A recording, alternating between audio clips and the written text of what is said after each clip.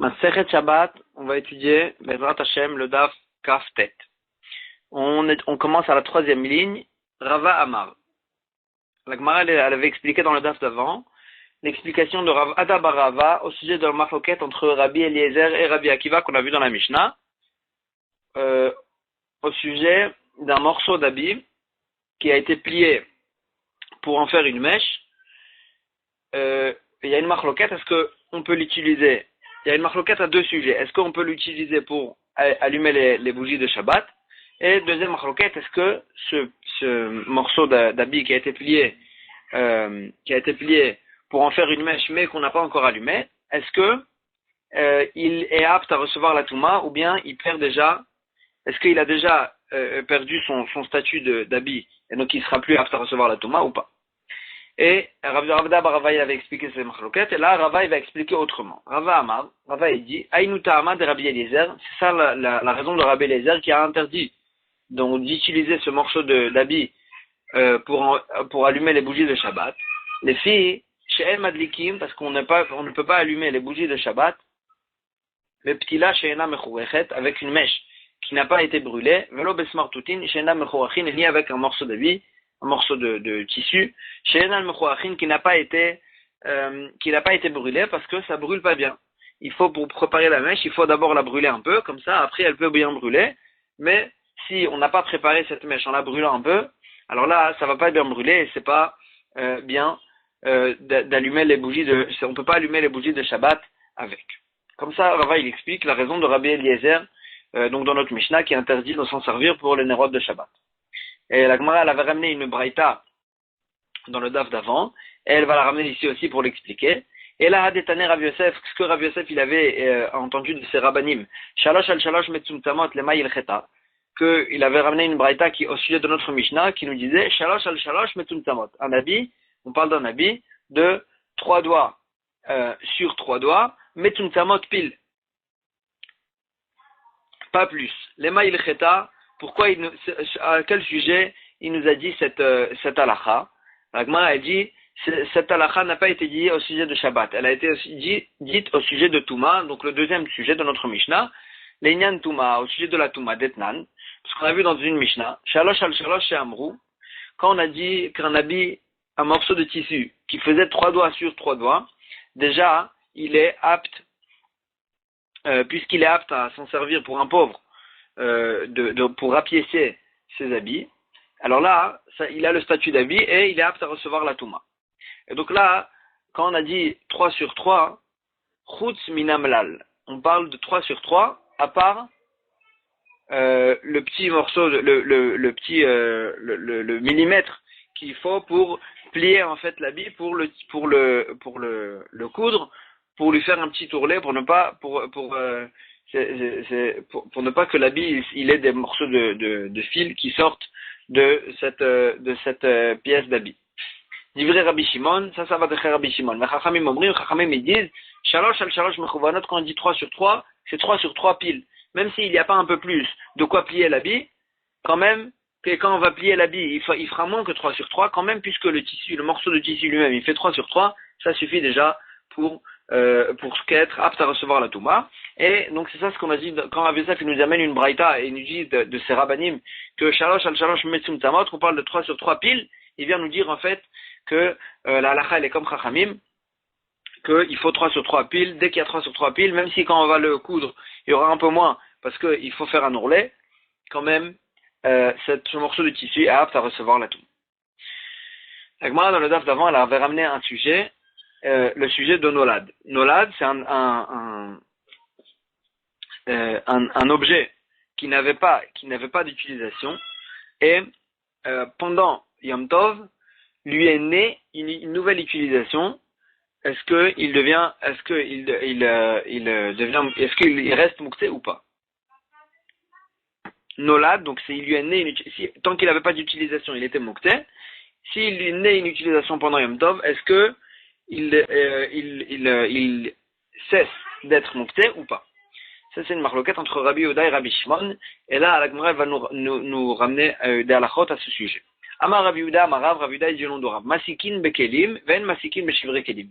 On peut allumer le feu, donc on peut attiser le feu pendant Yom Tov, Bekelim, avec des ustensiles donc de bois, qu'ils étaient aptes à s'en servir, des ustensiles entiers, Vein Masikin Meshivre, mais on ne peut pas allumer le feu, Beshivre Kelim, on ne peut pas utiliser le feu, Beshivre Kelim avec des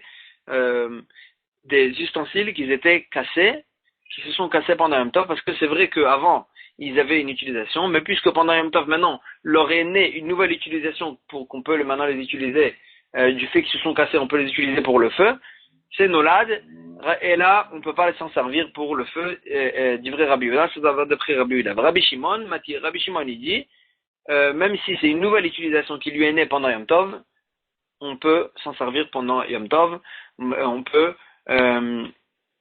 s'en servir pendant Yom Tov. Nouvelle machloket à ce même nouveau cas de cette machloket, Masikin bet marim, on peut attiser le feu donc avec des dattes, parce que ils sont pas mouktés. Des dattes on peut les manger. Achalan, maintenant si on a mangé la date, en masikin megarinem, on peut pas jeter le noyau dans le feu, parce que il devient moukté dès le moment où on a mangé la date, le noyau est moukté, et le fait qu'on peut l'utiliser pour le feu, c'est une nouvelle utilisation qui lui est née pendant Yom Tov, et Nolad, c'est interdit, ça c'est d'après Rabbi Yehuda, d'après Rabbi Yehuda, et Rabbi Shimon, Matir, il permet, parce que lui, il pense que même une utilisation qui est née pendant Yom Tov est considérée comme une utilisation pour lui enlever le statut de moukté. Nouveau cas, dans lequel il y a la même marloquette, Masikin be'egozim, on peut attiser le feu, donc, avec en jetant des noix dans le feu, parce que les noix ne sont pas mouktées du fait qu'on peut les manger. Achalan, maintenant s'il a mangé le feu, en masikin meklipotem, s'il a mangé, les noix, en masikin meklipotem, on n'a pas le droit de s'en servir de la peau, de la coquille, pour le jeter dans le feu, parce que les peaux de la noix n'ont aucune utilisation, et le fait qu'ils maintenant ils ont une utilisation qu'on peut les jeter dans le feu, ça c'est une utilisation qui est née pendant Yom Tov, et là d'après Rabbi Yehuda, Nolad, c'est interdit, c'est moukté. Mais Rabbi Shimon Matir, et Rabbi Shimon il permet, parce que lui il permet Nolad, et il peut donc jeter les peaux de la noix même pendant Yom Tov. La Gemara a dit maintenant pourquoi on a eu besoin d'enseigner cette même marloquette dans les trois cas, et dans les noix, et dans les dattes, et aussi dans les ustensiles cassés. Vetricha, on a eu besoin de trois cas. On avait dit que dans le premier cas, des ustensiles cassés, j'aurais dit que c'est que dans ce cas-là que Rabbi Yehuda est interdit. Parce qu'au départ c'était un véritable ustensile, et maintenant c'est un ustensile brisé, c'est plus un ustensile du tout. Va venir de là, c'est véritablement un cas où c'est quelque chose qui est né pendant Yom Tov, et donc une utilisation qui lui est née pendant Yom Tov, et donc c'est interdit à cause de Moukse. Aval Tmarim, mais le cas des dates, des Meikara Garinim, Vashta Garinim, que même avant qu'on ait mangé la date elle-même, à l'intérieur de la date, il y avait un noyau, Vashta Garinim, mais aussi maintenant il y a le noyau, c'est le même noyau, le noyau il n'a pas changé, et ma Shapir Damé, j'aurais dit que il n'y a pas de problème de Nolad, parce que le noyau lui-même n'a pas changé. Le noyau est resté le même noyau, et donc il n'est pas considéré comme quelque chose qui est né pendant Yom Tov. Et donc, dans ce cas-là, peut-être que Rabbi Yehuda il aurait permis. C'est pour ça qu'on a besoin d'enseigner aussi le cas des dates, dans lequel Rabbi Yehuda aussi il va interdire. Mais si j'aurais dit le cas des dates, avant Amina, j'aurais dit, c'est que dans les noyaux des dates, c'est que c'est considéré comme nolad. Les meikara mekassian, parce qu'avant que j'ai mangé les dates, alors là, le noyau, il était recouvert. Il n'était pas devant nous. Vashta migalean, et maintenant, une fois que j'ai mangé la date, le noyau, il est devenu,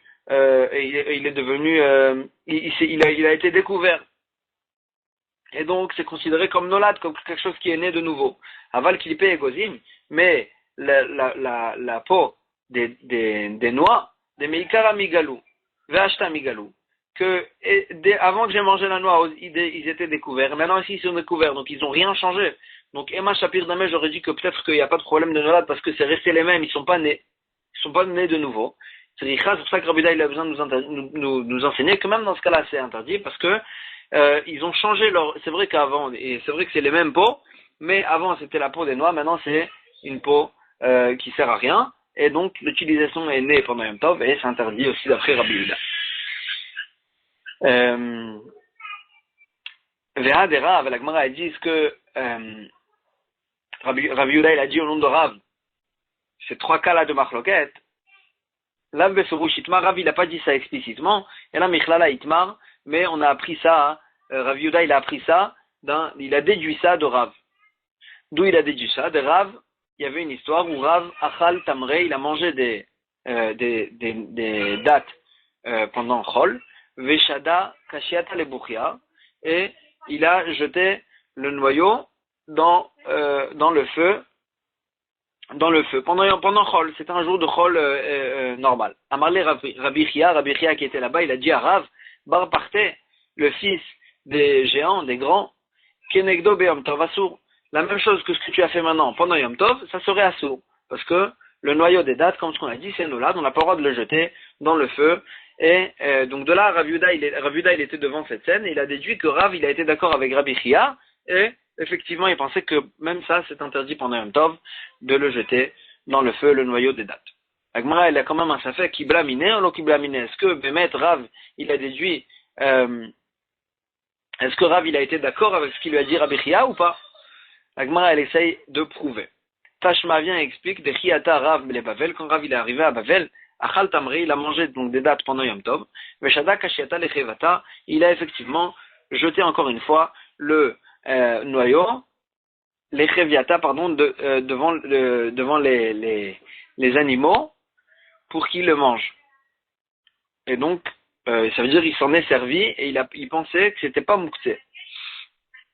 Le noyau des dattes. Maïla Befar Saïta, n'est-ce pas qu'on parle des dattes qui étaient en Perse, que là-bas, les dattes étaient très bonnes, et elles étaient assez mûres, et quand on mangeait la date, il restait plus rien sur le noyau.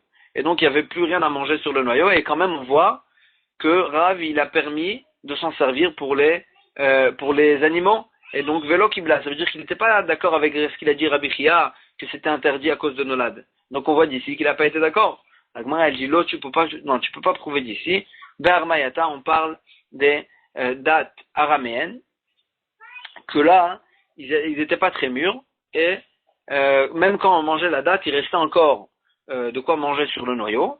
Et donc, Oil Vechazé Agav Imayou, puisque le noyau est apte à s'en servir, apte à le bouger, Agav Imayou, grâce à leur mère, c'est-à-dire grâce à ce qui a collé dessus, donc il n'est pas mouktsé. Et donc, puisqu'il n'est pas mouktsé, c'est pour ça que Rav, il s'est permis de l'utiliser, de la jeter devant les animaux, parce que ben, c'était pas mouktsé du fait qu'il est collé encore du quoi manger sur le noyau lui-même, et donc on peut pas prouver d'ici que Rav, il était d'accord ou pas avec l'avis de Rabbi Chia. La Gemara pose une question sur l'avis de Rabbi Yehuda, qui a interdit d'utiliser des ustensiles brisés pour attiser le feu. Amarle Rabbi Shmuel Bar Chana le Rabbi Yosef. Donc il a posé la question à Rabbi Yosef. Les Rabbi Yehuda d'Amar Masikin Bekelim, l'en Masikin Beshevre Kelim. D'après Rabbi Yehuda qui a dit qu'on peut attiser le feu en jetant du bois, en jetant des ustensiles de bois dans le feu, mais on ne peut pas l'attiser en jetant des ustensiles cassés parce que c'est nolad. Agma, elle pose la question, même quand il va jeter un ustensile entier, dès que le feu il va commencer à brûler sur l'ustensile entier, avec les chivre kelim, l'ustensile est considéré comme un ustensile brisé parce que le feu il a commencé de le brûler. Et quand il va venir, il va mélanger le feu, il va le mélanger ce qu'il y a dans le feu pour l'attiser. Mais il s'avère qu'il va bouger du moukté parce que c'est devenu un ustensile brisé. L'ustensile entier qu'il a jeté dans le feu, c'est devenu un ustensile brisé. Et l'ustensile brisé est moukté, est un ustensile moukté. Donc comment on peut faire ça? Agmara, il dit, on peut faire comme Rav Matna.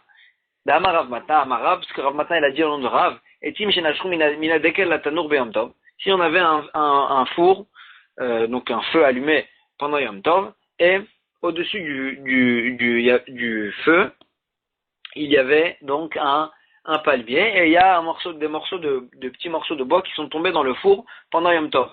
Donc les morceaux de bois qui sont tombés du palmier, c'est moukté, parce qu'ils sont nés pendant Yom Tov. Et donc, comment après on peut attiser le feu s'il y a à l'intérieur des morceaux de bois moukté? Comment on fait? Alors il dit Rav Matna, j'ai une façon de résoudre ce problème. Marbe etim muchanim ou masikan. Il fait qu'il y ait une majorité de bois prêts pour attiser, c'est-à-dire des bois pas mouktés, qui seront pas mouktés. Et de cette façon-là, puisqu'il y a une majorité de bois qui ne sont pas mouktés dans le feu, alors là il peut attiser le feu. Et donc la même chose ici aussi chez nous. Même si l'ustensile entier il devient brisé dès que le feu il a commencé à le brûler, mais s'il y a une majorité de bois qui ne sont pas mouktés dans le feu, alors là on peut attiser le feu de cette façon. Et là la Gemara elle retourne sur le sujet de Touma, donc dans lequel on a vu dans notre Mishnah qu'il y a une marloquette sur l'habit de 3 sur 3, l'habit qu'on a plié en tant que mèche, est-ce que elle est apte à recevoir la Touma? Est-ce qu'elle est apte à recevoir la Touma? Et là, Rav Hamnuna, il va nous expliquer cette marloquette. Juste une petite introduction. Un habit de 3 sur 3, un habit qui a une importance, un morceau de tissu qui a une importance, alors là, il est apte à recevoir la Touma. Qu'est-ce qu'un habit qui a une importance?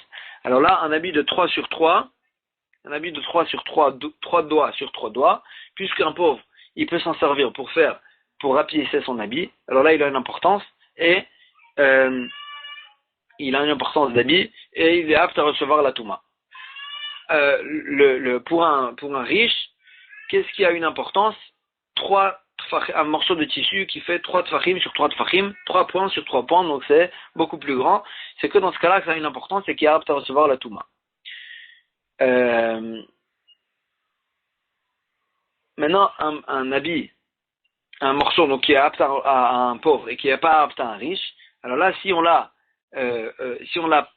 préparé pour s'en servir pour quelque chose, pour une utilisation qui n'est pas importante, comme ce qu'on va voir bientôt, alors là, des fois, il va perdre de son importance et il sera plus apte à recevoir la Touma, il va redevenir Taor.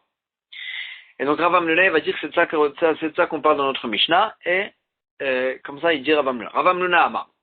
Achat dans notre Mishnah, Bepachot Mishlosha al Shlosha. On parle d'un habit qui fait moins de 3 sur 3 tfachim. Donc il est apte normalement pour un pauvre. Askinan, c'est de ça qu'on parle.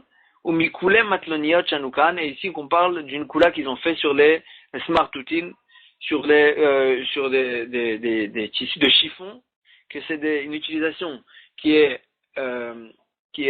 méprisable, et donc dans ce cas-là, ça perd de son importance. D'après Rabbi Eliezer, ça perd de son importance, et donc dans ce cas-là, il y aura une marloquette. D'après Rabbi Eliezer dans notre Mishnah, c'est apte à recevoir la Touma, et d'après Rabbi Akiva, c'est pas apte à recevoir la Touma. Et la Gemara, elle ramène cette marloquette et elle explique. Vazda Rabbi Eliezer l'etame, Rabbi Akiva l'etame, et chacun il va d'après sa shita dans notre Mishnah, qu'on a vu dans une autre Mishnah, leur même shita. Rabbi Eliezer et Rabbi Akiva. Detnan, comme ce qu'on a vu dans la Mishnah. Pachot mishlosha al shlosha, un habit qui fait moins de 3 sur 3 tfachim, mais il fait quand même plus de 3 sur 3 doigts. Chez Itkino, mais juste donc normalement il est apte à recevoir le Touma, mais puisqu'il a, chez Itkino l'ifkok boetam echat, il a préparé pour l'ifkok boetam echat, pour boucher pour boucher donc le trou par lequel l'eau elle arrivait dans le bain, ou bien le velener boet akdera, ou bien pour attraper avec la marmite, ou bien les kaner boet arechaim, ou bien pour nettoyer en tant que chiffon le moulin de sa poussière.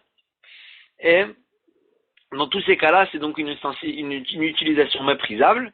Et donc là, ben mina mouchan ou ben sheno mina mouchan, qu'on l'a qu'on l'ait préparé, qu'on l'ait caché pour l'utiliser ou pas, dans ce cas-là, tamé, d'après Rabbi Eliezer, c'est tamé, parce que le fait qu'on l'a utilisé, qu'on l'a préparé pour cette utilisation méprisable, ça lui enlève pas son statut d'habit qu'il avait jusqu'à maintenant, du fait qu'il fait plus de 3 sur 3 doigts. Donc le simple fait qu'on l'a utilisé, qu'on l'a préparé pour l'utiliser à cette utilisation méprisable, ça ne lui enlève pas son statut d'habit. Rabbi Yoshua Omer, Rabbi Yoshua il dit, ben minamukhan, ben shelom minamukhan taor, qu'on l'ait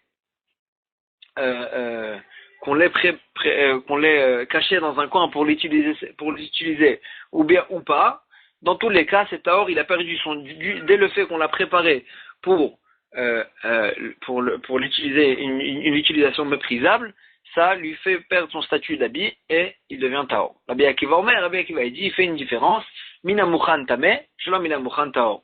Si on l'a préparé, alors là, si on l'a quand même caché pour l'utiliser, alors là, il garde son statut puisqu'on lui a gardé quand même sa chashivut, son importance. Alors là, il garde son statut d'habit et il reste tamé. Shelom il a mukhan taor, si on l'a pas préparé, si on l'a pas caché dans un coin pour l'utiliser, alors là, il sera taor, puisqu'on l'a préparé pour l'utiliser une utilisation méprisable, il perd son statut d'habit et il devient taor. Et sur ça il a dit oula, qu'est-ce qu'on appelle mukhan ou pas mukhan? La Gemara elle va expliquer. Ve'amaroula, ve'itema Rabbi Yochanan, Rabbi Yochanan, on nous Rabbi Yochanan. À Kol Modim, tous les Tanaïm qu'on vient de citer, ils sont tous d'accord. Zrako va'ashpad ivrakol taor. Si la personne elle l'a jeté à la poubelle, d'après tout le monde, il a perdu son statut d'habit, et bien qu'il fait 3 doigts sur 3 doigts, il a perdu son statut d'habit, et il devient taor, et parce qu'il a jeté complètement à la poubelle, donc d'après tout le monde, dans ce cas-là, tout le monde est d'accord. S'il a mis joliment dans une caisse, d'ivrakol tameh, d'après tout le monde, ça veut dire que même si maintenant il veut l'utiliser pour une utilisation méprisable, ça veut dire qu'il veut encore la possibilité de lui garder son importance, et donc il reste apte à recevoir la touma. Dans quel cas il y aura la machloket entre les Tanaïm qu'on vient de citer, et là shetlao bemagod ou sheinichol achoga adelet. Donc dans 2 cas, par exemple quand il a pris ce morceau de tissu et il a pendu sur un clou dans le mur, ou sheinichol achoga adelet, ou bien qu'il a posé derrière la porte, il a jeté derrière la porte. Dans ce cas-là, il les a pas jetés à la poubelle, mais il les a pas aussi mis joliment dans leur caisse. Et donc dans ce cas-là, la question elle se pose, est-ce qu'en fait il aura gardé leur importance et donc ça reste apte à recevoir la touma, ou bien alors ce tissu n'aura plus aucune importance et il perd son statut d'habit et il est plus apte à recevoir la touma, il devient taor. Rabbi Eliezer Savar, dans ce cas-là il y a la machloket. Rabbi Eliezer Savar mi de l'ozerako pas du fait qu'il ne l'a pas jeté à la poubelle. Ça veut dire qu'il a encore son esprit dessus et il veut encore l'utiliser en tant qu'habit, bien que maintenant il l'utilise pour une utilisation méprisable. Et donc c'est pour ça que c'est apte à recevoir la touma. Et pourquoi on a appelé ça Shelom Inamukhan, qu'il n'a pas bien dans les mots de Rabbi Eliezer, il a dit Shelom Inamukhan, même si il n'a pas caché et bien gardé de l'égabé koufsa lav mouchanou, parce que par rapport à quelqu'un qui le garde joliment dans une caisse, ici il n'a pas le gardé joliment dans la caisse, il a juste jeté derrière la porte. Et donc dans ce cas-là, par rapport à c'est vrai que par rapport à le jeter à la poubelle, il a bien gardé, mais par rapport à le garder joliment dans une caisse, il n'a pas bien gardé. Donc c'est pour ça qu'on a dit lav mouchanou, il n'a pas été bien gardé. Rabbi Yoshua ça va, Rabbi Yoshua il pense, puisqu'il ne l'a pas, c'est vrai qu'il ne l'a pas jeté à la poubelle, mais puisqu'il ne l'a pas aussi mis joliment dans une caisse, tous les batelets, ça veut dire qu'il ne compte plus l'utiliser vraiment pour une utilisation normale. Et et donc c'est pour ça qu'il a perdu son statut d'habit et il devient taor, il ne peut plus recevoir la touma. Mukhan. Et pourquoi on l'a appelé Mukhan? Pourtant, il l'a pas gardé, il l'a pas bien gardé. Et les gabé pas, hein, Mukhanou, parce que par rapport à quelqu'un qui l'aurait jeté à la poubelle, ici, il a bien gardé. Et donc, c'est dans ce cas-là qu'il a dit Rabbi Yeshua que il devient Taor. Et Rabbi Akiva, comme on a vu, il fait une différence entre les deux cas. Bitlao bemagot savoir qui Rabbi Eliezer. Dans un cas où il a mis sur le clou. Alors là, il pense comme Rabbi Eliezer, parce que du fait qu'il n'a pas jeté à la poubelle, ça veut dire qu'il lui garde sa chashivut. Il a mis sur un clou quand même. Ou ben mais quand il a jeté derrière la porte, alors là, dans ce cas-là, il savoir là que Rabbi Yeshua, il pense comme Rabbi Yeshua qu'il compte le jeter et il compte le jeter. Donc dans ce cas-là, il va perdre son statut de Touma, de l'habit, et il va plus être apte à recevoir la Touma. Ça, c'est la vie de Rabbi Akiva. Et la Gemara, elle précise, Vada Rabbi Akiva, le Rabbi Yeshua, et Rabbi Akiva, en fin de compte, il a changé son avis, et il était d'accord avec Rabbi Yeshua, que, dans tous les cas où il ne l'a pas mis joliment dans une caisse, ça veut dire qu'il compte plus l'utiliser, et il ne sera plus apte à recevoir la Touma dans tous les cas. Et on a donc retrouvé Rabbi Eliezer et Rabbi Akiva de notre Mishnah. C'est les mêmes qu'on a vu dans notre Mishnah. On parle d'un habit qui a été qu'on a mis sur un clou, un petit morceau de 3 sur 3 qu'on a préparé pour une utilisation méprisable, qu'on a mis sur un clou ou bien qu'on a jeté derrière la porte. Dans ce cas-là, et après il a pris cet habit et il voulait en faire une mèche. Dans ce cas-là, on a dit Rabbi Eliezer dans notre Mishnah qu'il est apte à recevoir la Touma comme ce qu'on a vu ici, parce que du fait qu'il ne l'a pas jeté à la poubelle, ça veut dire qu'il lui garde son importance. Mais Rabbi Akiva de notre Mishnah qui a dit que c'était Tahor, elle n'est pas apte à recevoir la Touma. C'est le même Rabbi Akiva qu'on vient de voir ici, que du fait qu'il ne l'a pas mis dans une caisse, ça veut dire qu'il a plus son importance. Et une fois que, comme Rabbi Akiva en fin de compte était d'accord avec Rabbi Yeshua, que c'est plus apte à recevoir la Touma. Maintenant la Gemara dit Mima, et d'où tu sais que Rabbi Akiva en fin de compte il était d'accord avec Rabbi Yeshua et il faisait plus la différence entre le clou et derrière la porte. Amarava, la Gemara dit l'idée que t'en es du fait qu'il y a écrit dans notre Mishnah Ptilat Abeged, la mèche de l'habit. Maïria de Tane Ptilat Abeged. Pourquoi on a dit la mèche de l'habit? L'itne Ptila Shel Beged, on avait qu'à dire Ptila Shel Beged, la mèche Shel Beged de l'habit.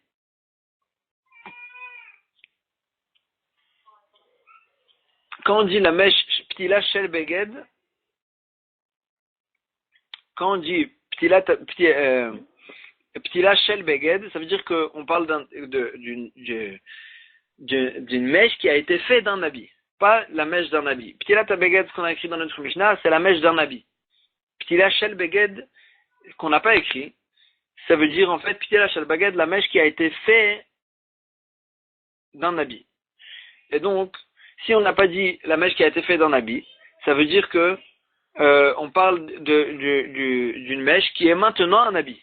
D'une mèche qui est faite de quelque chose qui est maintenant un habit. Maï Ptilata Beged, d'Adain Beged. Pourquoi on a dit la mèche d'un habit? D'Adain Beged. Ça veut dire que c'est encore un habit, et on a pris un habit, on en a fait une mèche. C'est pas qu'on a fait une mèche de quelque chose qui était auparavant un habit et que maintenant c'est plus un habit. Et donc si on parle de quelque chose qui est encore un habit, ça veut dire qu'il a encore une certaine chashivut, et bien qu'il a une certaine chashivut, quand même Rabbi Akiva, il a dit dans notre Mishnah qu'il est plus apte à recevoir la Touma. Ça veut dire qu'en fait, il était en fin de compte d'accord que bien qu'il a une petite chashivut, il est plus apte à recevoir la Touma, du fait, comme Rabbi Yeshua qui a dit dans notre Mishnah, que du fait qu'il ne l'a pas mis dans une caisse, il n'a pas gardé joliment dans une caisse, ça veut dire qu'il lui enlève toute sa chashivut et il sera plus apte à recevoir la Touma. On va commencer une nouvelle Mishnah. On parle donc des nérotes, des bougies qu'on allume pour Shabbat. Et ils avaient des bougies donc avec de l'huile. La mèche était dans l'huile et il y avait différentes façons de faire que la bougie reste allumée pendant plus de temps.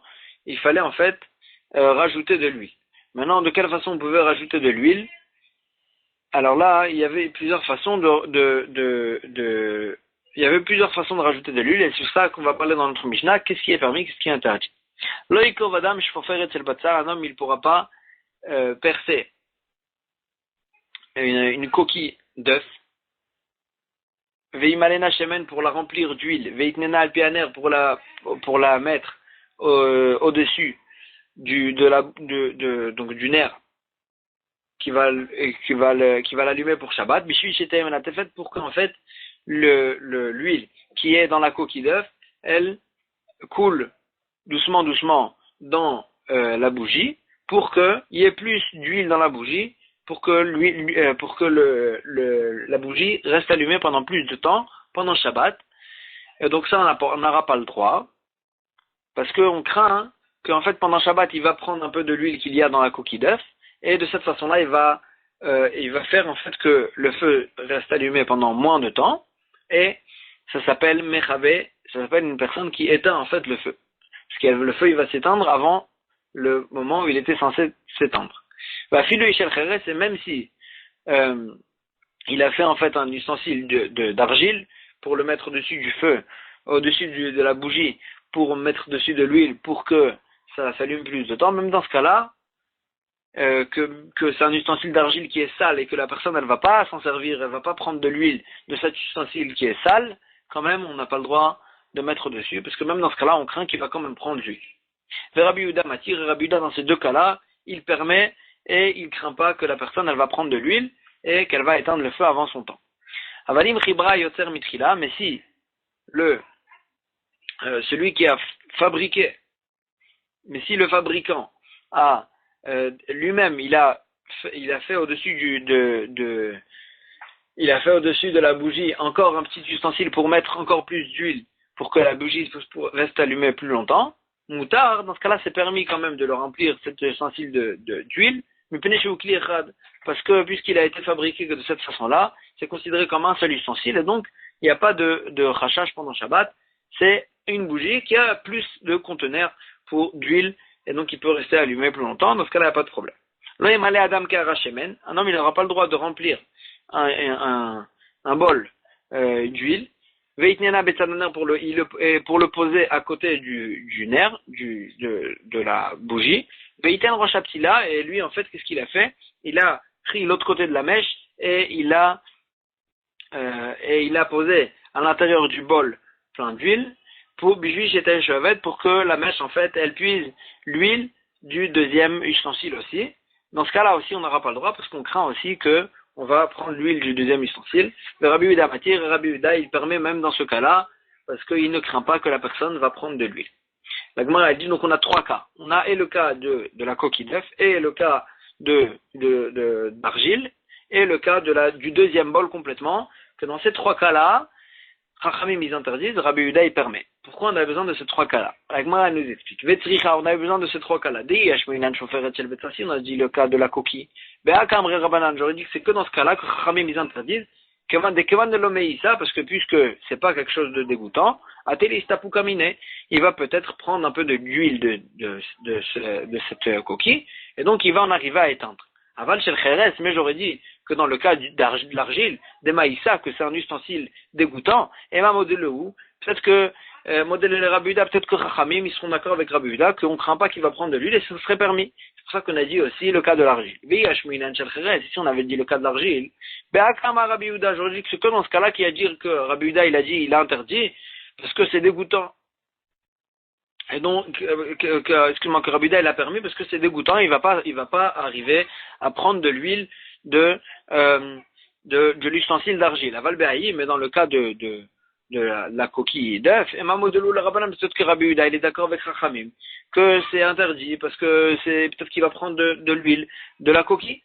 Et donc c'est pour ça qu'on a eu besoin et du cas de la coquille et du cas de l'huile et du cas de l'argile. Et si tu m'avais dit ces deux cas-là, de la coquille et de l'argile, j'aurais dit que c'est que dans ces deux cas-là que Rabbi Yehuda il a dit que c'était permis.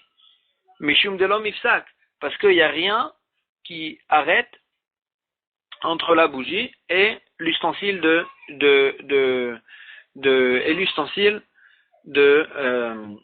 le nouvel ustensile, dans le nouveau conteneur dans lequel il a rajouté de l'huile. Et donc c'est considéré comme un seul et même, une seule et même bougie qui a plus qui contient plus d'huile. Et donc c'est pour ça que Rabbi Yehuda il permet de l'allumer de cette façon-là. Aval Kehara de Mifsaka, mais dans le troisième cas, que c'était vraiment une deuxième ustensile dans lequel il a mis de l'huile, juste il a rentré dedans la mèche.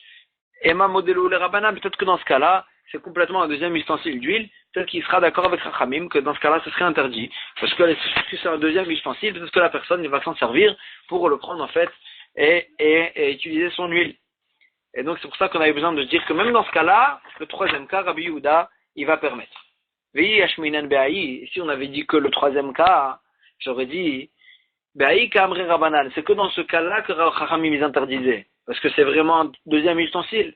Et donc dans ce cas-là, si j'avais dit que le dernier cas, j'aurais dit que c'est que dans ce cas-là que Rachamim ils interdisaient. Aval Be'anar Tarté, mais dans les deux premiers cas, que c'est pas un deuxième ustensile. C'est juste, on a rajouté un conteneur dans le nerf, dans la bougie elle-même, c'est pas un deuxième ustensile. Et Mamoudoulo le Rabbi Yehuda, peut-être qu'ils seront d'accord avec Rabbi Yehuda, que c'est permis. C'est pour ça qu'on a besoin d'enseigner aussi les deux premiers cas, pour nous dire que même dans ces cas-là, Chachamim, ils interdisaient, ils sont pas d'accord avec Rabbi Yehuda, et donc on avait besoin donc des trois cas de la Mishnah. Maintenant, on a vu dans la Mishnah que si le fabricant lui-même, il a attaché une coquille d'œuf ou bien un morceau d'argile pour rajouter un conteneur un conteneur d'huile dans la bougie, alors là ça sera permis. Vimchibra yoter mitrila mutar, ça sera permis parce que c'est considéré comme un seul et même ustensile, et dans ce cas-là on a le droit. Tana, on a vu dans une braïta, imchibra, s'il a rattaché donc si le Baal Habayit, donc si la personne elle a rattaché Erev Shabbat avant de l'allumer, Bessid, avec un peu de ciment ou Bechalsit, ou bien c'est une autre matière, donc une autre sorte de ciment, alors là, Moutar, on a le droit de l'utiliser pendant Shabbat. Agmara, elle dit, ça veut dire que même, il n'y a pas besoin que ce soit le fabricant qui le fasse. Même si la personne, Erev Shabbat, elle a rattaché, alors là, c'est considéré comme un kli et c'est permis. Agmara, elle dit, Va'anan, pourtant, nous, dans notre Mishnah, on a dit, Yotzer Tnan. On a dit que c'est que le fabricant, c'est que si le fabricant il a fait, que ce sera permis. Pas si le propriétaire il a rattaché avant Shabbat. Agmara il dit effectivement, Mayoter, quand on a dit le fabricant, c'est pas vraiment le fabricant. Qu'est-ce yoter? C'est comme le fabricant. Si Erev Shabbat il a rajouté, il a fabriqué encore un petit conteneur dessus, alors là, c'est considéré comme un fabricant, mais c'est pas vraiment qu'il a besoin que, au moment où on fabrique le nerf, il faut qu'il le fasse de cette façon-là. Même si c'est la personne qui le fait Erev Shabbat, alors là aussi c'est permis. Parce que ce sera considéré comme un seul et même récipient d'huile pour la bouche. Tania, on a vu dans une braïta, Rabbi Yehuda, Pamachat Shabbatenu Baliad Bet Natza. On a fait le Shabbat au grenier de Natza, c'était le nom d'une personne, Beloud, dans la ville de Loud. Vevi ou la nouche, Fofer et Elbeta, ils nous ont ramené une coquille d'œuf, ou milano shemen, et on l'a rempli d'huile, venikavnoa, et on l'a percé, veinachmo alpianer, et on l'a mis au-dessus du récipient d'huile du nerf, de la bougie, et on s'en est servi pendant Shabbat. Mais là-bas il y avait des Rabbi Tarfon et d'autres Chachamim, ils nous ont rien dit. Ça veut dire qu'en fait, c'est moutar, c'est permis. Amroulo, Chachamim, ils lui ont dit, Misham Raya, est-ce que tu veux prouver de là-bas que c'était permis? Shane Bet Natza des Zrizimem. À l'endroit de Natza, c'était des gens précis, c'était des gens qui faisaient attention à leurs actes, et donc, c'est pour ça qu'ils t'ont rien dit. C'est pour ça que là-bas, c'était permis. Mais, les gens habituels, les gens normaux, qu'on craint qu'ils vont s'en servir pendant Shabbat, et donc ce sera interdit. Agmar, elle ramène encore une histoire qu'il y a eu là-bas, dans ce grenier. Avin Sipora, donc Avin, c'était une personne qui s'appelait Avin, qui venait de Tipori. Garar Safsala Beilita de Shisha, il a poussé un banc dans le grenier qui avait des carrelages de marbre. Léla Merabi devant Rabbi, Léla Merabi Yitzhak ben Elazar devant Rabbi Yitzhak ben Elazar. Amarle, Rabbi Yitzhak ben Elazar, il a dit, Ish tukelar, si je me tais et je te crie pas dessus sur ce que tu fais, comme ce que mes amis, ils se sont tais sur l'histoire qu'on a vue juste avant et qu'ils ont permis en fait aux Chachamim d'utiliser la bougie qui a été faite avec la coquille d'œuf. Les Rabbi Yehuda qui a fait ça, Nafik Minechouba, il va sortir de ça un Khouban que les gens ils vont croire qu'on a le droit de pousser un banc. Donc si je me tais à ce que tu fais maintenant, les gens ils vont croire qu'on a le droit de pousser un banc sur un endroit qui était carrelé de marbre. Eh bien, on n'a pas le droit de faire ça, parce que on n'a pas le droit on sait très bien qu'on n'a pas le droit de pousser un banc sur la terre, parce que ça peut faire un sillon. Et puisqu'on n'a pas le droit de pousser un banc sur la terre, alors là même sur un endroit carrelé, une grenier que normalement était de terre, même s'il était carrelé, on n'a pas le droit, de peur qu'on le fasse aussi la même chose sur un endroit qui n'était pas carrelé. Xera ilita de shisha, atu ilita de alma. On craint qu'il va s'embrouiller entre ilita de shisha, entre un grenier de marbre et un grenier de terre. Et donc il lui dit en fait, je peux pas me taire à ce que tu fais parce que les gens ils vont croire du fait que je me suis tais qu'on a le droit de faire ce que tu fais. Resh Knishta de Batra, le président de la synagogue de Batra, Garar Safsala Le'emela Merabir Mea Baraba. Il a poussé donc un banc pendant Shabbat sur la terre devant Rabbi Yirmiyah Rabba. Amarle, il lui a dit, Keman, que Rabbi Shimon, est-ce que tu penses comme Rabbi Shimon qui pense que bien que ça peut faire un sion, Rabbi Shimon, il permet, parce que c'est d'avoir chez Nomit Kaven, il compte pas faire un sion, il n'a pas l'intention de faire un sion, et donc c'est d'après Rabbi Shimon c'est permis.